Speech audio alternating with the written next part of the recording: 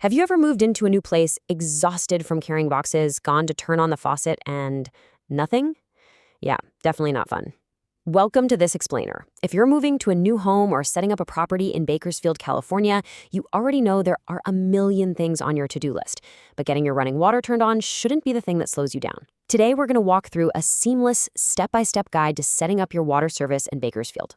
By the end of this, you're going to know exactly what to expect and, more importantly, how to avoid the most common pitfalls that trip up new residents.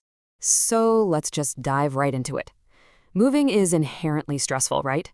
But one of the biggest surprises for new residents in Bakersfield is the highly decentralized water utility landscape.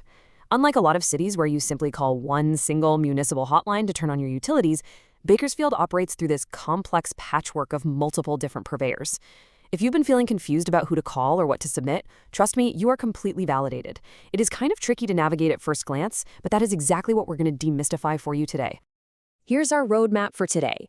First, we'll cover the Bakersfield water landscape, then steps to start service, expected costs and billing, troubleshooting common issues, sustainability and conservation tips, and finally, a quick conclusion and disclaimer. All right, let's kick things off with Section 1, the Bakersfield water landscape.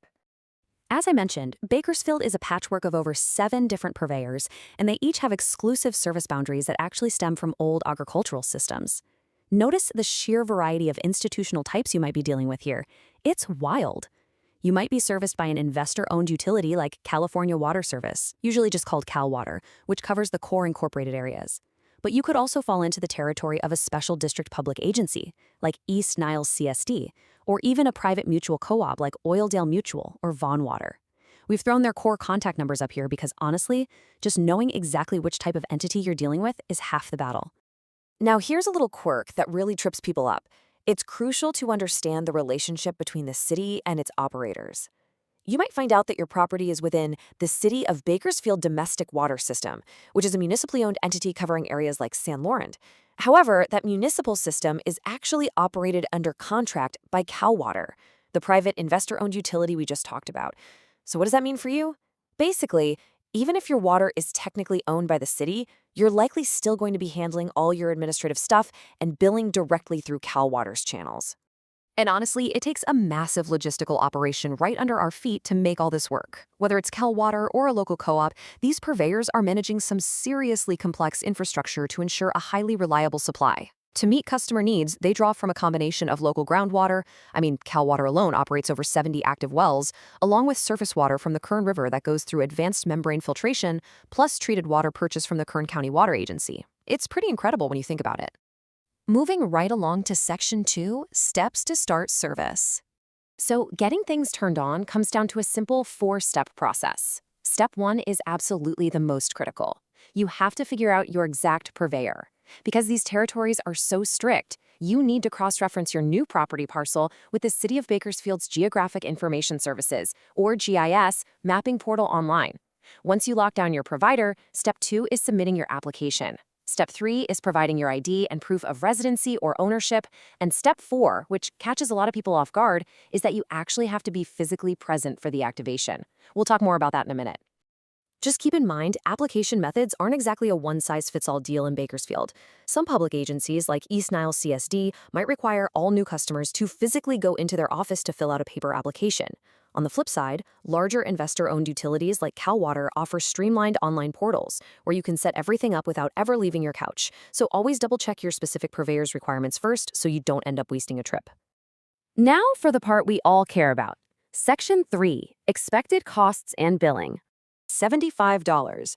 That is a great baseline number to keep in your head. Providers like East Niles require this standard $75 deposit to initiate water and sewer service, which is basically just designed to protect the district from utility write-offs. But, and this is a massive insider tip for property buyers, this fee can often be completely waived. If you're the owner and you can provide verifiable proof of ownership during your application, like a grant deed, a property tax bill, or your real estate closing statement, they'll usually waive that deposit right on the spot. For renters, the deposit is typically held and then eventually refunded whenever you terminate service. Okay, so once you're activated, how does the actual billing work? Well, it's basically a 2-part system. Your monthly bill will typically consist of a fixed readiness to serve charge, which is a flat fee based entirely on the physical size of the water meter at your property. Then, secondly, there's the volumetric consumption rate. This part is usually tiered, meaning the more water you use, the higher the rate you pay per cubic foot. You might also spot some small regional surcharges depending on your specific zip code. And thankfully, most providers these days offer highly convenient autopay options using a bank account or credit card, so you can just set it and forget it. I do want to point out how drastically that fixed readiness to serve charge changes based on your property's meter size. Looking at this sample table from East Niles, a standard residential meter has a flat charge of $45.40. But if your home happens to have a larger 1-inch meter, that fixed monthly fee jumps to $113.50, and that's before you even use a single drop of water. So if you are buying a home, it is incredibly valuable to ask what size the water meter is ahead of time, just so you fully understand your fixed monthly liabilities. Okay, let's hit section 4, troubleshooting common issues.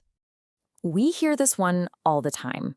This is, without a doubt, the #1 point of frustration for new residents.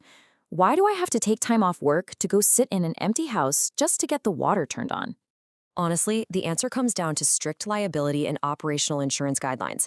Purveyors require a responsible adult aged 18 or older to be physically present on the property at the exact time of activation. Imagine this. What if the previous tenant left an upstairs bathtub faucet wide open?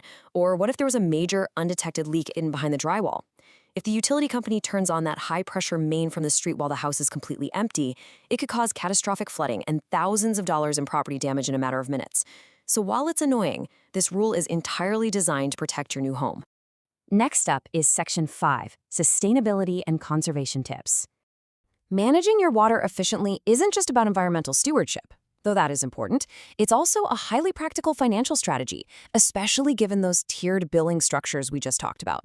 For example, this pamphlet from Vaughan Water Company highlights how continuing good habits help sustain the local San Joaquin Valley groundwater supply through both growth periods and dry years.